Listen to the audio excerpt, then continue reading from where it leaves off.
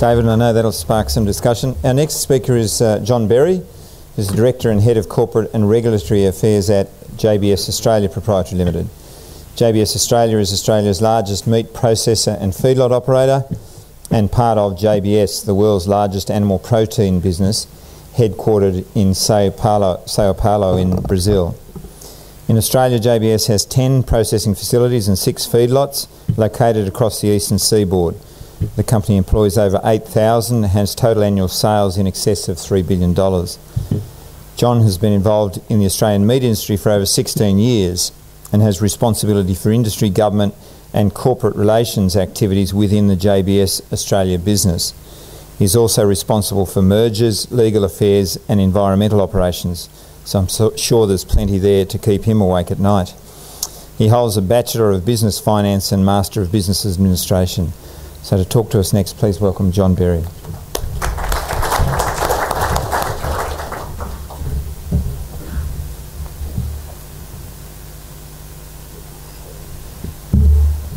Good morning, everyone. Thank you, Mick. I think Mr. Foote will certainly should be organised to be the warm-up act at the next COAG meeting. I think really the points raised there are quite stimulating and really focused on a lot of the key issues that we as an industry have to face. Today, my topic will cover a range of issues from policy through commercial and also the cost to operate challenges. One of the things which is important to understand is that, and for those from both the federal and state governments, that the Queensland beef and meat processing industry is a significant industry. We talk about competitive and comparative advantages.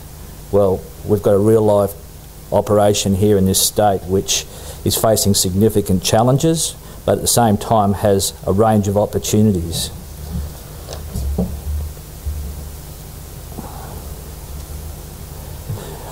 Just to open up in terms of putting the context of the operations and the operating environment in which we operate, our business is simple. It's a classic casebook example that is used in many business schools and industry examples around the world. It's about buying, it's about making, and it's about selling. We're a dismantler, and we're about maximising the value of every cut we produce. We're high volume, we're tight margins. In our case, we're 80% export orientated to over 100 countries. We operate in a highly competitive international market against the might of US and Brazil. And a very interesting point that was raised this week, that India has surpassed both Brazil and Australia as the largest beef exporter. We know that currency's been through parity for a long time. That's the operating environment in which we have to deal. But importantly, unlike our competitors in other parts of the world, we're an industry which is not subsidised. David alluded to significant market access challenges and opportunities. If you look at Indonesia, both in the live and boxed beef, tariff and quotas, and the self-sufficiency push by Indonesia. I see that Minister Emerson is here today. Certainly Korean FTA is front and centre. In 2013, we will be 5.3% behind the US, who have a tariff advantage over us and a 2.6 advantage each year going forward. The other important issue is, from an industry perspective, we continue to face significant regulatory and operating cost burdens. As Mick introduced our business, we have got 9 processing assets now. Mick, we closed King Island, our business in Tasmania there several weeks ago. We have 9 processing facilities, beef and multi-species, 6 feedlots, 7 distribution centres. All are impacted by the tax. I read with interest about a year and a half, 2 years ago, when the policy momentum was there with this with the Gillard government, about the top 500 emitters, and we're called polluters. Well, certainly as a business we don't see ourselves as a polluter, and we were in the top 500. All of us in the industry understand that it's about sustainability. We all have social, environmental and economic obligations. But however, these all must be put in the context of being equitable, bearable, sustainable and viable. It's critical that the impact on our cost to operate have to be measured, and we also have to be clearly focused as an industry through the whole supply chain around international competitiveness. Though, as a business, we commend visions like Australia being the food bowl of Asia, we have to be cost competitive to participate. As we know, the carbon tax was introduced on 1 July 2012. Its impact in terms of increased cost in utilities has been felt across all of our operations and the industry.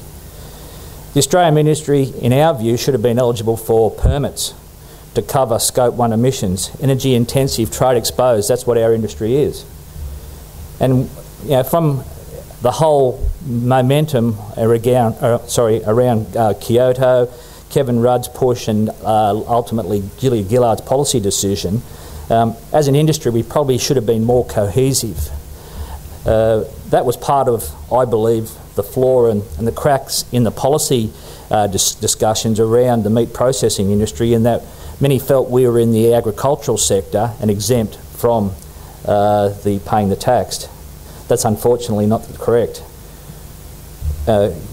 We have, as an industry, however, been successful in moving the funding under Oz Industry from 3-to-1 to 1-to-1 for those over 25,000 tonnes. However, one of the things I will leave you with today is that it's great to have assistance, but these projects must stack up commercially. So for my presentation outline, I'll be going through these topics today: the global outlook for protein, the carbon tax impact on the Australian industry, our response, and our focus on sustainability. Oops, wrong way, sorry.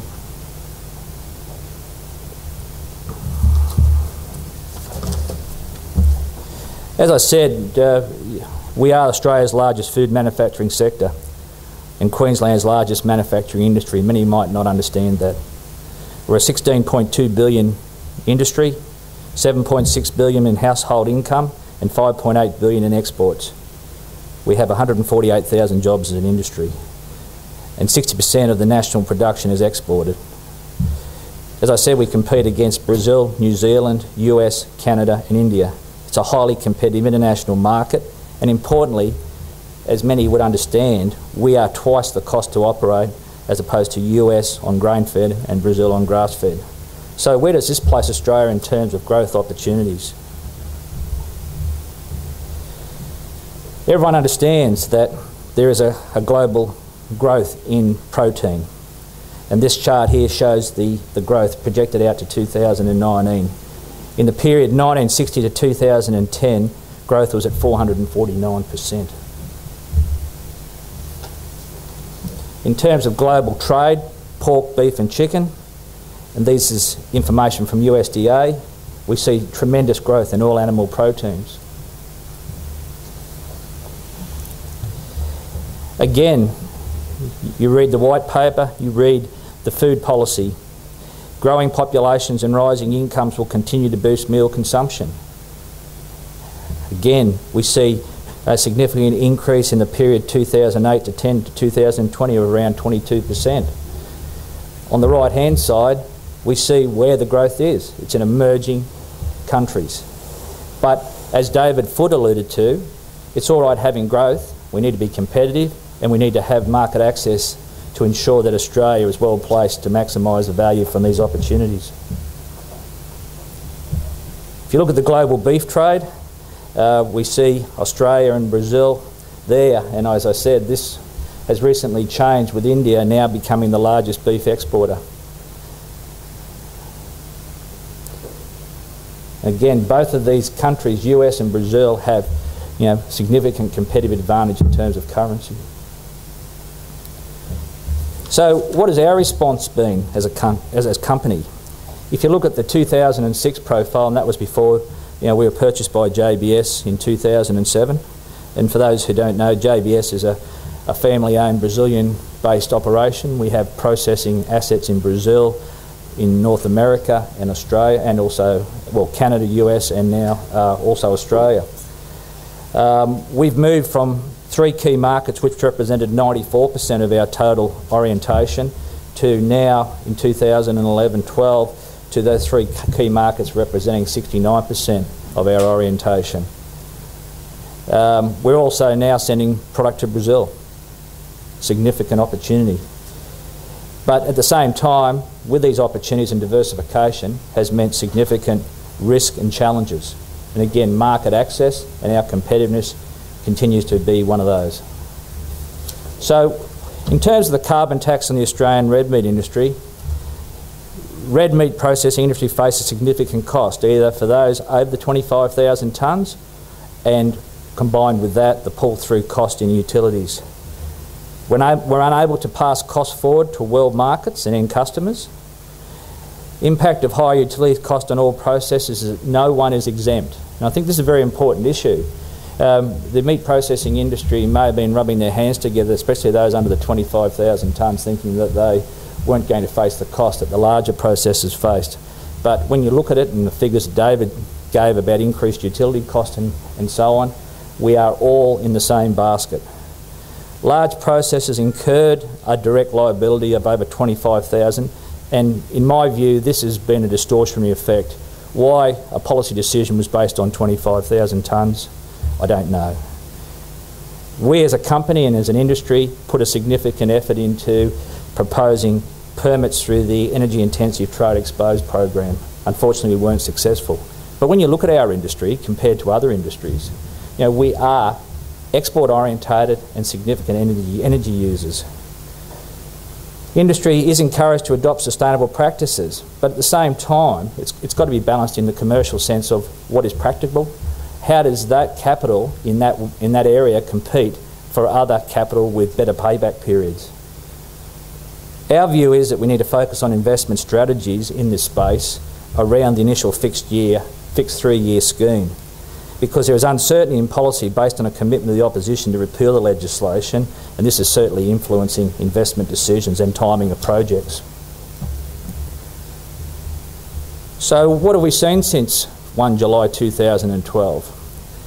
We have seen a spike in utility costs based on the $23 tax, and this will increase over the next 3 years from $23 to ultimately $25.40 in year 3. Then we move to a floating ETS. The direct liability for Dinmore, which is Australia's largest meat processing industry, is significant. We are a big emitter of Scope 1 emissions. We have seen increased electricity, gas, coal, water and trade waste charges, and as these suppliers have been able to, they've been passing it through with CPI plus the impact of the carbon tax at $23. We've seen electricity retail increases and network charges increase, and if you look at it, network charges are around 50 to 65% of the total cost, and we've seen significant charge increases there. However, in the retail area we have seen very slow decline in the price per kilowatt hour, driven by users, procurement strategies, market demands and generation capacity. And across our 5 states we operate, we've seen different approaches to trade waste charges and water security. Water in our business is a major input, and we are energy intensive, impacted by both water, electricity and emissions. We need to question, interrogate and negotiate the charges imposed by suppliers, and that's what we are doing every day of the week. In terms of the industry abatement options, as David said, a number of meat processing facilities across the country have anaerobic lagoon systems rather than going direct to trade waste, and so therefore they are a significant emitter of CO2 emissions. The capital cost of the cattle abatement from a work undertaken by the Australian Meat Processing Corporation in 2011 was around $26 million for those sites over the 25,000 tonnes. The average payback is 7 years, in some cases 10. It's using a 7% discount rate as recommended by the federal government over 11 years to get a positive net present value. It's not generally a commercial investment and competes for available capital, and that's a critical point. Now, we as an industry are capital intensive, we're labour intensive, and we operate in very tight margins. So any competition for capital has got to meet these payback requirements, and they've got to be quite short term in terms of their hurdle rates. The individual business response is what the meat processing is undertaking, and they're looking at it on a plant by plant basis. So, the question is, do we invest as a business and as an industry in mitigation or pay the tax? especially in light of the fact that we've got to balance that up with moving to an ETS in year 3 post 2015, where Scope 1 and Scope 2 emissions will all be included. So across our 9 sites, we have 3 sites which were close to or over the 25,000. In 2 of those sites we send direct to trade waste and sewer. The direct liability on our large meat processing facility at Dinmore near Ipswich is around $6 to $8 a head. We're processing $16.75 a shift there, 9 shifts, 5 days a week. We've got 2,000 full-time employees. Dinmore is twice as large as the next Australian largest meat processing facility and represents about 8 to 9% of Australia's processing capacity. It consumes 600,000 gigajoules of energy per annum and generates 122,000 of CO2 and 75,800 of Scope 1. 46,300 of those are fugitive. We have 4 anaerobic lagoons. So we've got the direct cost at $23 a tonne, plus we've got the pull-through cost around utilities cost. It's important also to understand that not just Dinmore, but many other meat processing facilities have invested in significant environmental solutions over time.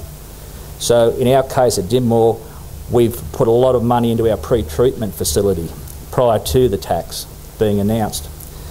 We produce swimming pool quality water at Dinmore. Unfortunately, around 2.5 megalitres a day, because of the fact that we haven't got a use for that water, ends up in the Bremer River. It's quite disappointing. You know, we are an international benchmark at Dinmore on kilolitres used per hot standard carcass weight, and at Dinmore we produce around 150 tonnes a day of paunch material and sludge, which is blended and sent to mine site remediation around 20 kilometres from Dinmore. That's the figures for our 2010-11 NGES report to the federal government. You look at it, we have Scope 1 of 75,800. That's the largest CO2 emissions in the meat processing industry in the country. 46,300 of that is wastewater related, and we have also around 48 or 47,500 of that, which is electricity, where we pay the $23 a tonne through our charge outs.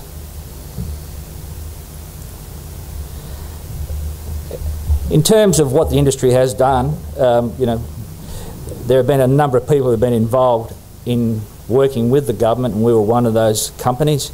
Tees was another, in the sense of informing the government that the ratio of 3 to 1, 2 to 1 was not sufficient to get these projects to at least the board table. And the outcome of that was, with work undertaken by AMPC, we were able to negotiate with Minister Combay a 1-to-1 funding for those sites over 25,000.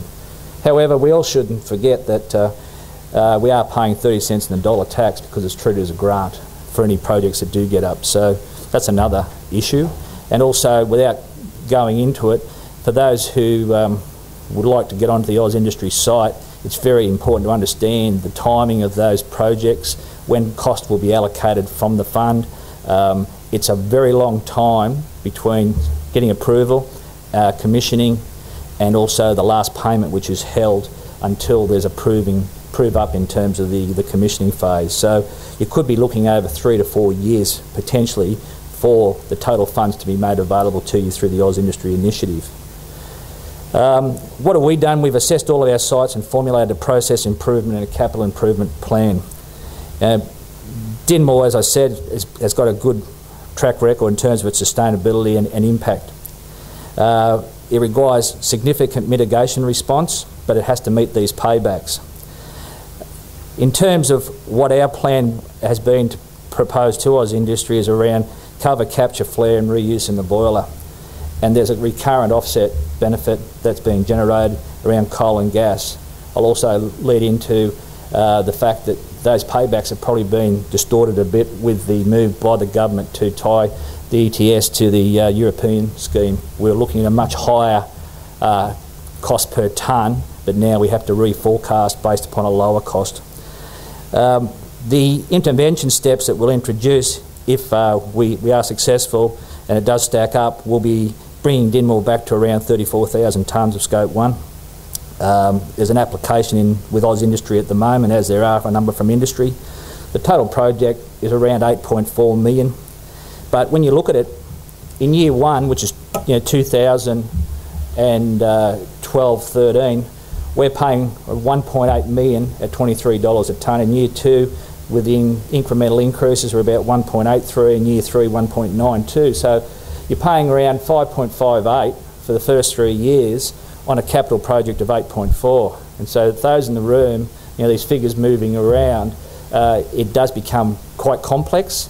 And at the end of the day, we're not here to test theories of life and science in a lot of ways. We're here to be more efficient in what we do in breaking down animals and selling product to the world.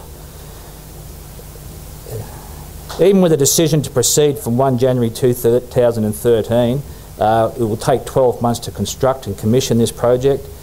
And as I said, we'll be paying tax in the first 2 years of 1.8 and 1.83. I haven't mentioned the carbon farming initiative for those who are interested in that area. As we know, you're required to link up with a research provider. It's longitudinal research. We as a company and as a feedlotter produce around 500,000 tonnes of animal manure per year. There are options for value-added product like slow-release fertiliser, and we are looking at that. However, the important issue is, from a whole supply chain perspective, is that we've got to be very careful that we don't tie up productive farming land through this policy initiative. And I think many better informed than me in production have made those comments in recent forums I've been to.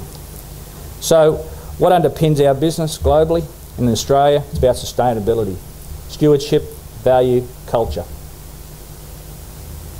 And we take this very seriously, as do many in the Australian meat industry. In terms of my closing comments, our overview is the tax will be in place for the initial 3-year period, no matter what government's in place. I think it's going to be very difficult for people to unwind the tax, whether it's the opposition in the first 3 years, even if they do get in the government next year. And it's also going to have significant impact in terms of investment that's been made and decisions on new investment. As I said several times, investment decisions require paybacks to be met within this mitigation period.